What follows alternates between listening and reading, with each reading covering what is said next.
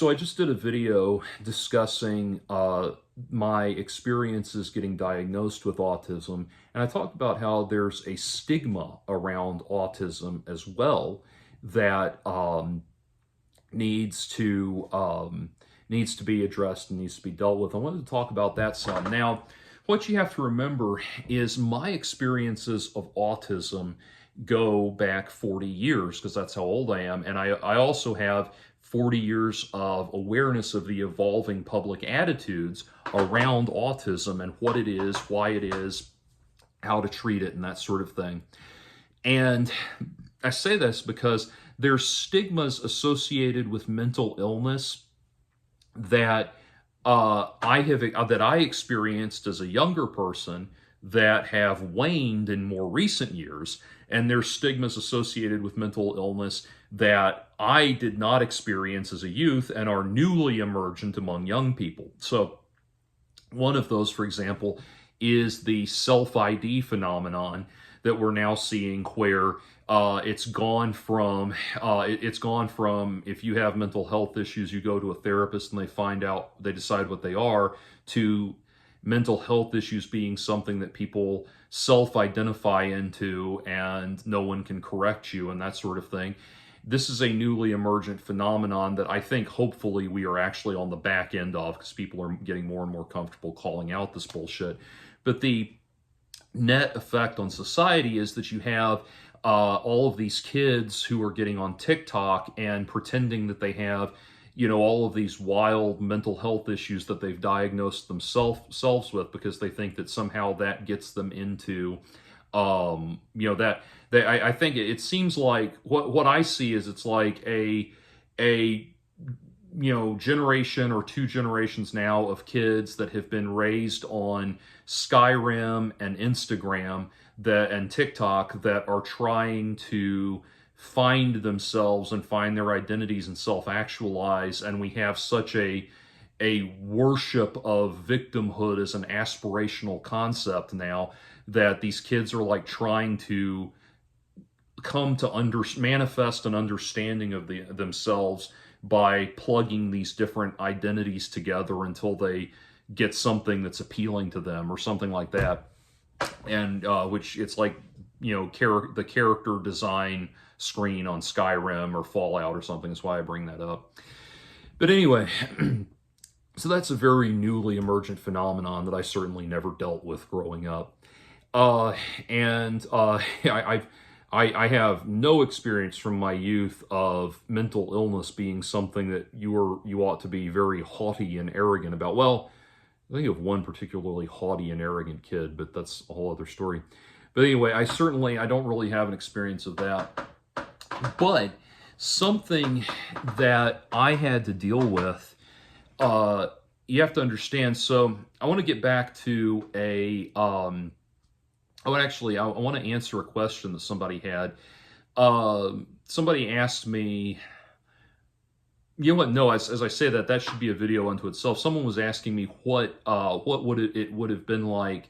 What do I think it would have been like if Chris Chan had gone to my school and been exposed to the bullies I had to deal with, because I did a video about that. I actually have a longer answer for that. Now that I'm thinking about it, I'm not going to sidestep into that. I should talk about that separately. But anyway, but for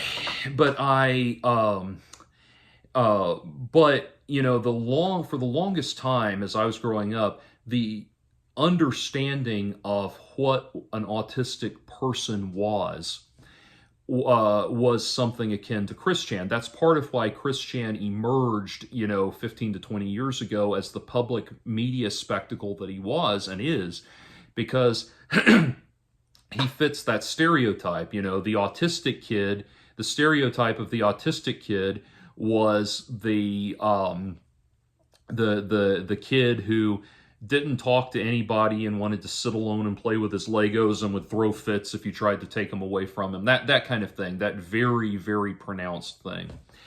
And we talk about autism being on a spectrum, and the term being on the spectrum is synonymous with being autistic, but really all mental health disorders exist on a spectrum. there are degrees of manifestation in all mental health disorders. I used this example before, but I'll reiterate it here. It's kind of like, people don't think about this, but sociopathy, psychopathy and sociopathy or sociopathy, these conditions exist on a spectrum of manifestation. And most people, if you say sociopath, they think Hannibal Lecter, Jeffrey Dahmer, Ted Bundy. And the reality is most sociopaths are not like that. Most sociopaths you would never know. They say, I think it's like 4 out of every 100 or something like that people as a sociopath. You never know for most people because they just adapt into society to survive, and you don't really know about it unless you get very close to them. But the way, the example that I read this in a book somewhere, but the example that I use is, most people, if you went up to them and said, "Are you going to feed your child today?" They would say, "Of course, I feed my child every day. I would go hungry myself before I didn't feed my own child." And it's just it's not even a question. They just automatically do it. Whereas if you went up to a sociopath and said, "Are you going to feed your child today?" They'd say, "Yeah, sure, why not?" And that would be the extent to which you would notice it. You would just write it off as kind of sarcasm or eccentricity or something like that. Anyway, I bring all of that up to say that we we knew that kids like Chris Chan were autistic, but what we didn't realize was that people like, to use a beloved pop culture figure, Egon from the Ghostbusters movies, was also the Harold Ramis character was also an example of someone that was probably on the spectrum, or someone that'd be on the spectrum. And Egon's a perfect example of that, low, highly focused on science and technology, poor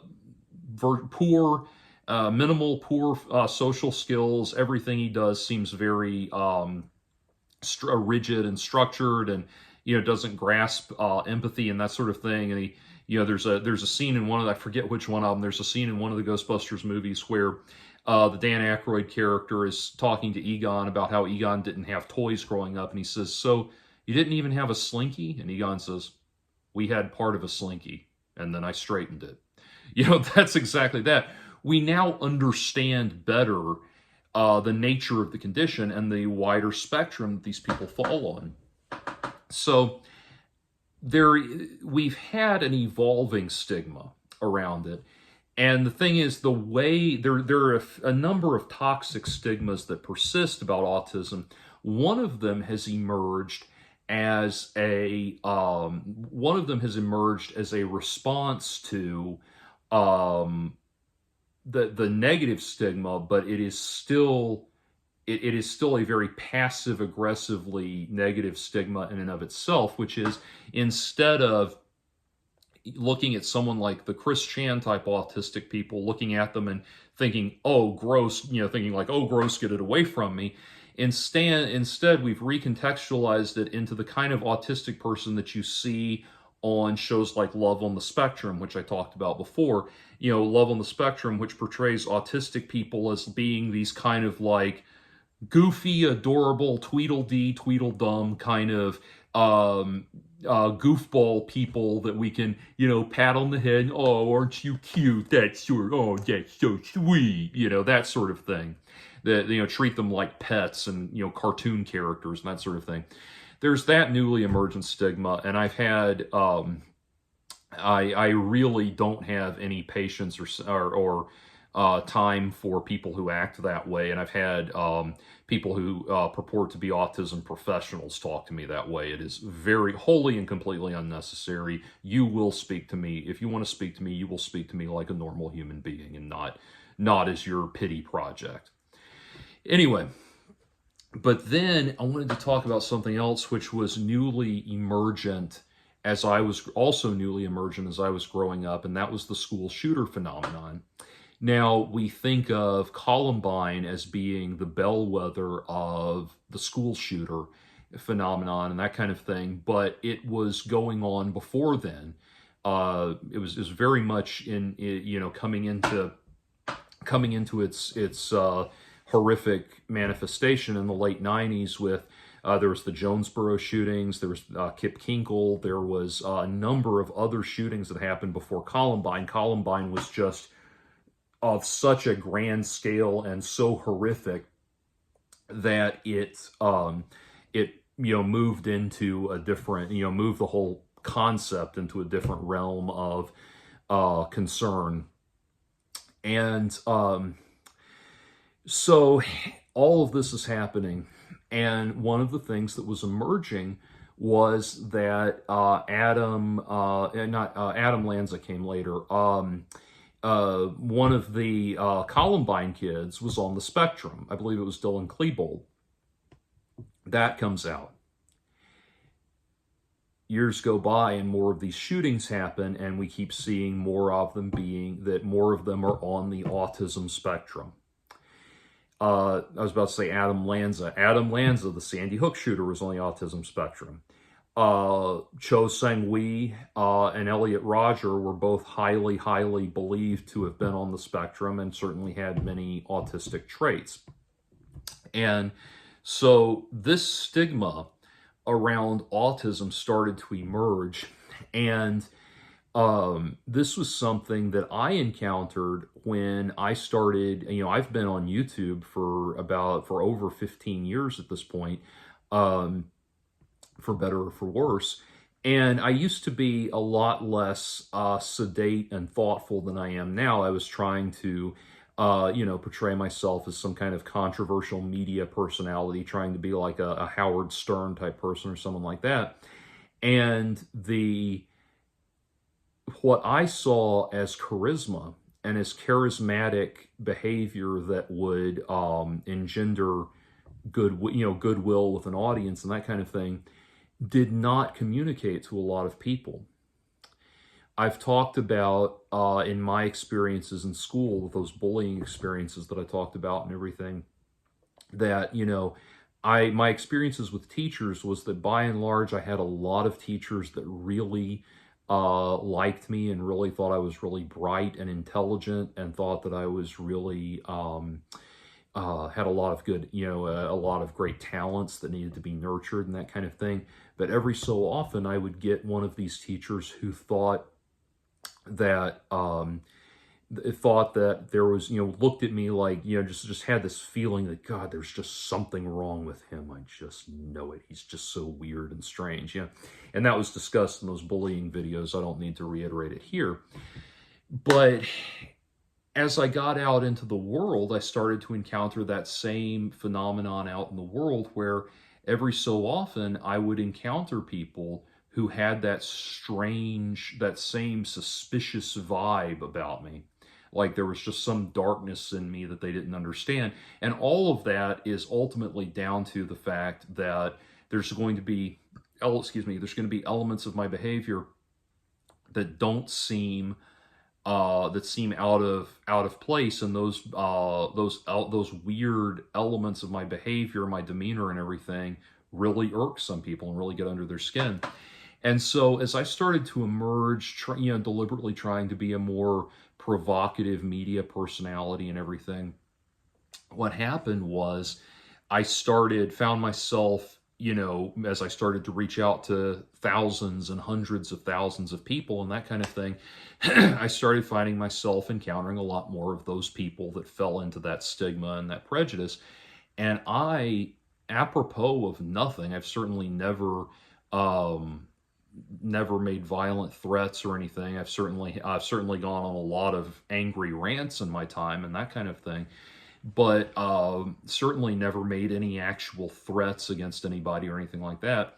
But I had more and more people that would start accusing me of being the kind of person that would go on one of these shooting sprees or something like that. I remember I got a message from somebody that it just said, Elliot Rodger, Adam Lanza, Jordan Owen, see the connection? And that stigma associating autism with violence is very, very strong, and it's out there. I am not a violent person. I have no criminal record whatsoever outside of, traffic tickets. I have not, I've been in some situations where I had to defend myself, but at different points in my life, but thankfully, as an adult, those things have been few and far between. Um, but I have exactly zero desire whatsoever to harm anybody. Even people I deeply, deeply despise, have the, I don't have this vicious need to harm them and that sort of thing. And for me, what it ultimately comes down to, somebody said this perfectly one time.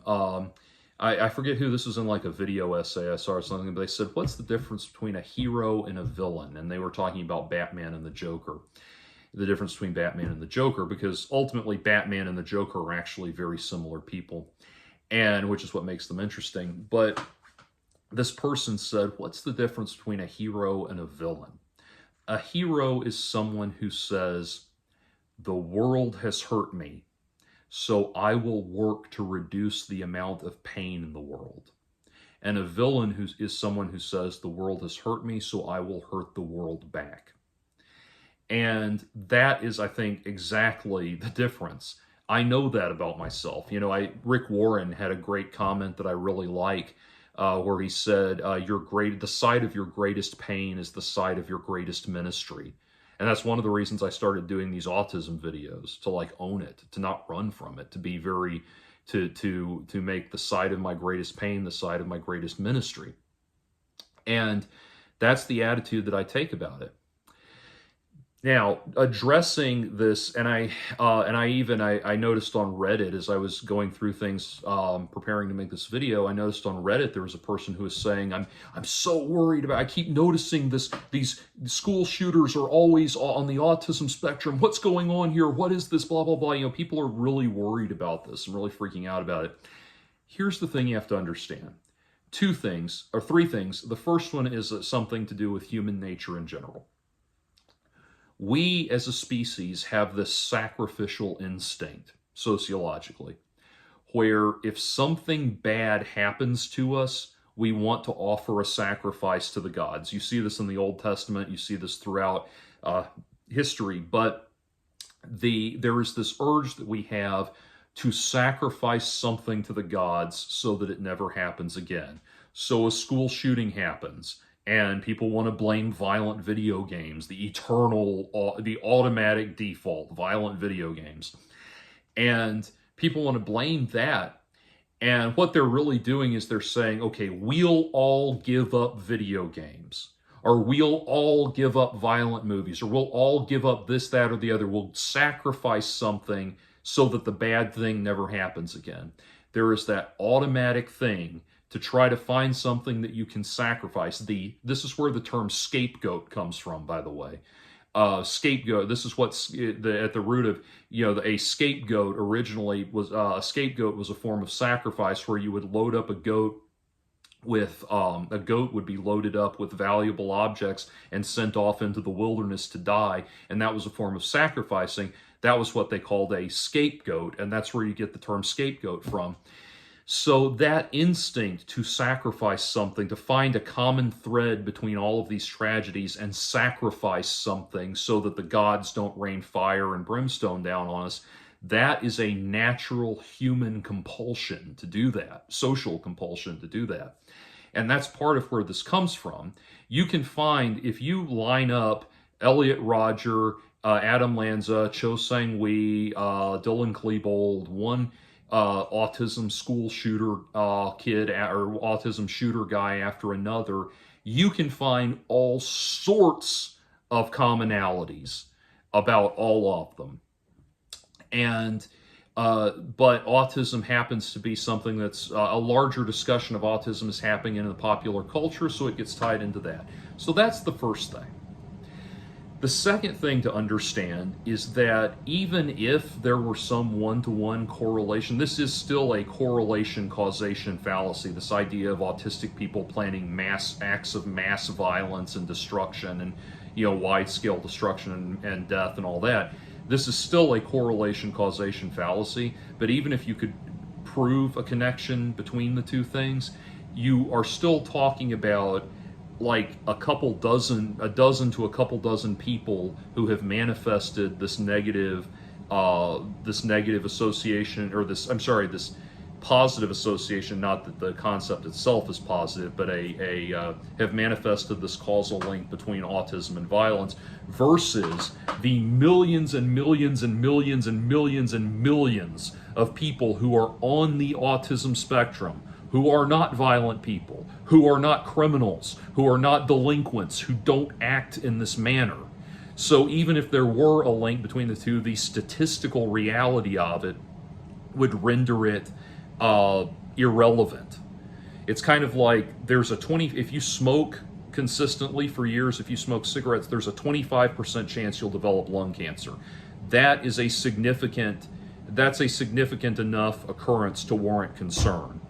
But a few dozen people out of millions and millions of people is beyond a blip on the radar. It's not even a blip on the radar. It doesn't even show up on the radar. But the third and final thing is the most important thing to understand, and that is that part of this societal ignorance, trying to tie autism into shootings, mass shootings, and that sort of thing, comes from a misunderstanding about autism. Someone told me something recently that I really like, which is, if you've met one autistic, once you've met one autistic person, you've met one autistic person. And that's true. People want to take autism and make it the entire reality, the entirety of a person's self, the person's entire self-concept, and, a person's entire identity. Autistic people have different personalities like everybody else. They have different thoughts and ideas like everybody else. And autism does not exist in a vacuum. There can be other mental health issues and other personality disorders existing alongside it. And if you go back to Elliot Rodger, he's a great example, because you can look at his videos that he put on YouTube and really see what I'm about to describe. But if you go back to Elliot Rodger, and you go back to Adam Lanza, and you go back to Cho Sang-Wei, we are talking about people who were raving, over-the-top, narcissistic egomaniacs. There's this correlation between autistic people, correlation between autistic people and not being able to get, to socialize and get laid and get girls and that kind of thing. And that, in the case of Elliot Rodger, that was a causal factor. In the case of Adam Lanza, that was a causal factor. In the case of Cho Sang-Wei, that was a causal factor. And so people will start to say, well, if someone's autistic and they don't have a girlfriend, then they must be about to snap and go on one of these killing sprees. No. Those people, all of those guys, had very well documented cases of being extremely arrogant, extremely narcissistic, and extremely full of themselves. And oh my God, look at Elliot Rodger, where he makes videos talking to all women everywhere about how they've mistreated him because of for not giving him what he's entitled to. Adam Lanza was much the same way. Another great example of his narcissistic behavior was he was extremely angry at because he did not have the academic performance to go to like an Ivy League college that he thought he deserved and he was entitled to, and he had that extraordinary narcissism about it. Look at this. I know this is always the worst example to bring up because it's so overused, but there's a very valid point to make here. Look at Adolf Hitler, who aspired originally to be a famous painter, but did not have the chops as a painter to warrant the vision that he had for himself. There is very much a causal relationship between him getting rejected from art school. He blamed the Jewish Board of Administrators for not letting him into art school. there's a direct causal connection between that, or a direct connection between that experience and the later megalomania he embraced as one of the most evil people that's ever lived. Narcissistic, evil really manifests in the behavior. There's a common assumption that people who bully others do it because they don't like themselves. That's not what it is. It's actually the opposite. And I read about this in Psychological America, or Scientific American Mind, actually, at one point. That's actually not what we see in bullies. What we see in bullies and evil people who hurt other people is actually they have too much of a self-concept. They have this grandiose self-concept that they feel like the world is failing to recognize and failing to appreciate their grandeur and their brilliance and all of that. Adam Lanza, Elliot Rodger, Cho Seung-Hui, these are perfect examples of those type of people. And if you had to draw a causal connection between their violent criminal behavior and their disorders within their personality, that would be what you would want to point to. I certainly don't have that kind of sense of entitlement that they did. I don't. That's the thing. I may struggle in my love life, but I absolutely do not think that I am owed anything by any woman. They are autonomous individuals that get to decide for themselves what they want. But I've been attacked with that stigma, and that's why I bring up the social media, or the social media persona thing, and getting attacked with that. I've had people come at me with that. I've had situations where someone tried to extort money out of me because of that, where people have tried to publicly discredit me with those kind of accusations. And I'll go you one better. Go on my channel and look up a video called Regarding Fosdark, RE:/FOS:/DARK, Regarding Fosdark. When this happened almost 10 years ago, when I did a video commenting on Elliot Rodger, there was a YouTube user going under the handle Fosdark who started posting on my channel that he was planning a school shooting at Washington State University, I believe it was, and that he was going to target women. He was going to do this in the style of Elliot Rodger, and that he kept posting about how he was planning his plans and he was planning to carry this out. Being concerned, I reported that. I got in touch with the security at his school and the public safety department at his school, and reported all of this to them. And within a day, I was talking to someone at the FBI about it, and they collected all of the information. They did all of the forensic work, and 3 days later, they called me up and said, "We got him." And I was amazed, but they said, the agent that I talked to said, when we knocked on his door, he knew exactly. He was not at all surprised to see us. He knew exactly why we were here. And the agent said, "I'm not allowed to tell you. I'm not at liberty to tell you what we found, but we knew immediately that he was planning to make good on those threats." And Fosdark turned out to be someone named Keisha Bidet. He was an exchange student from another, or not an exchange student, but a foreign student studying at the university. And he was deported.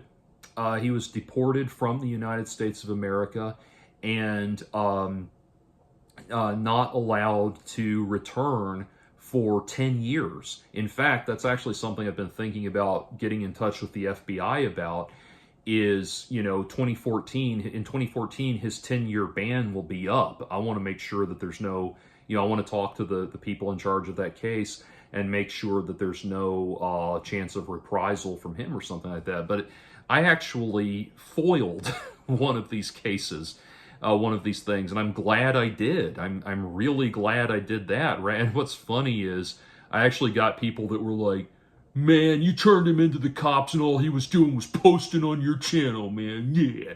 Like, if you can't understand the gravitas of what was going on here, I'm not going to try to explain it to you further. Anyway, but the point being, like, I'm very much not that sort of person, and it's well documented that I'm not that sort of person. But I've had people come after me with that kind of stigma and try to make those kinds of assertions. I remember I I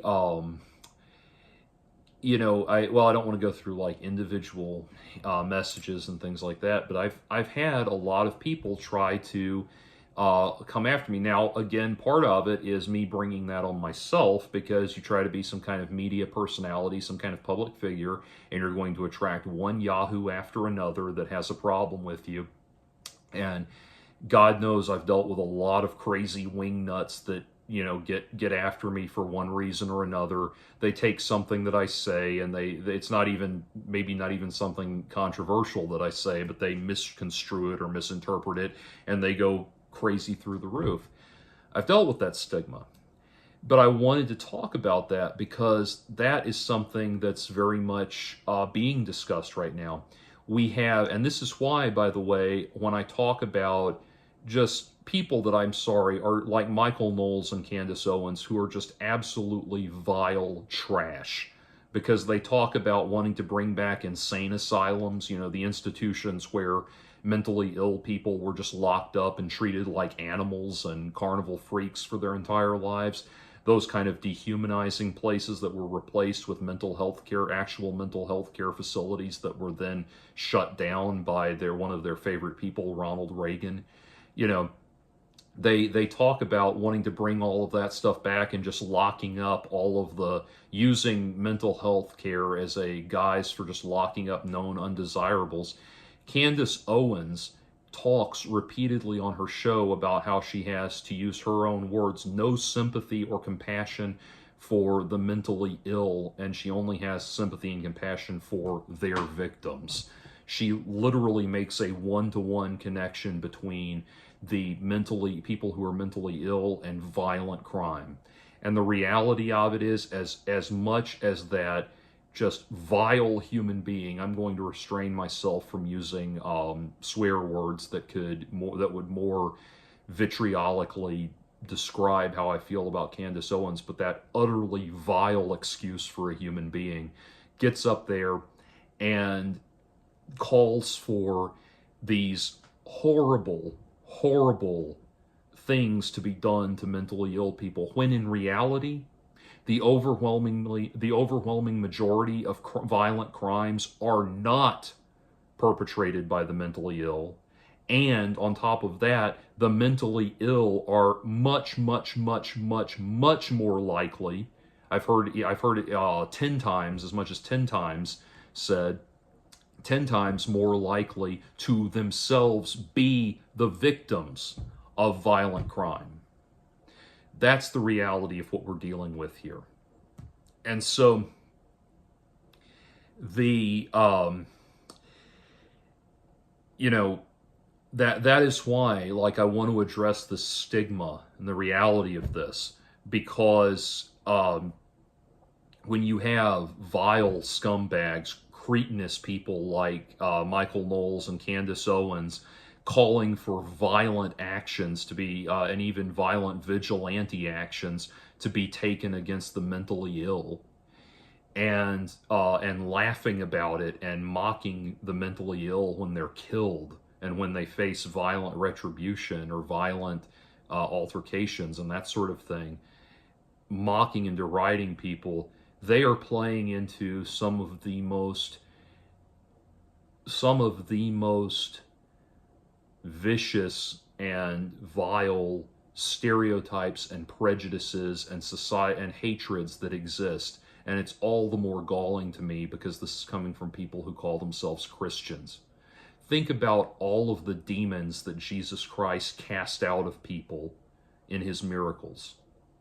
What do you think he was doing? He was providing mental health care to those people. And it begins with compassion. Those people that were possessed by demons, the homeless man that's living out in the wilderness and says, they ask him what his name is. He says, Legion, because we are many. All of those people like that, those people were living, the man that's living naked in the woods and tearing himself up and coming apart. They're living that way because they have to endure the social stigma that viles, cretinous scumbags like Michael Knowles and Candace Owens push on them. That's why they live in those conditions. The beginning is of getting those people help.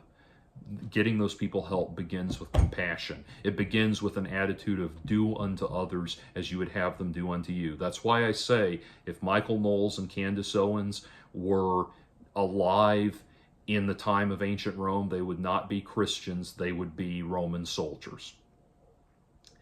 And we've got to stop pretending that this attitude that has more in common with Roman soldiers and the Circus Maximus has anything to do with Christianity. That's a side tangent, but it gets my point across. We've got people that are actually calling for completely inhuman treatment of the mentally ill because of these stigmas associated with mental illness. And it's amazing because what really opened the floodgates for people at the Daily Wire to start doing this was the Jordan Neely situation, where they're trying to exalt Daniel Penny as some kind of hero for strangling Jordan Neely to death. And it's like, yeah, but he was yelling on the subway. Oh no, he was yelling on the subway. Well, guess what? The punishment for raising your voice is not death. And of course, again, this is a side tangent and I need to wrap that up. But of course, they've already decided that Daniel Penny is some sort of exalted hero. Never mind, of course, the fact that Daniel Penny shows a complete lack of compassion or remorse for what he did, has not expressed any sense of regret or anything, seems completely emotionless and impassive in after strangling or emotionally disconnected and passive after strangling. Is it passive or impassive that describes? Anyway, I'll look it up later. But anyway, completely emotionally disconnected after strangling somebody to death. Someone who feels that calm and that at ease and that confident about having strangled someone to death, that's someone you really need to watch out for. Anyway, so that brings my point home. People are pushing this negative stigma about autism and about mental health, mentally ill people in general, accusing them of being violent criminals. And that is why, hopefully, as I say that, I keep going back to Michael Knowles and Candace Owens, but hopefully from that, you can understand why I regard them as such vile human beings.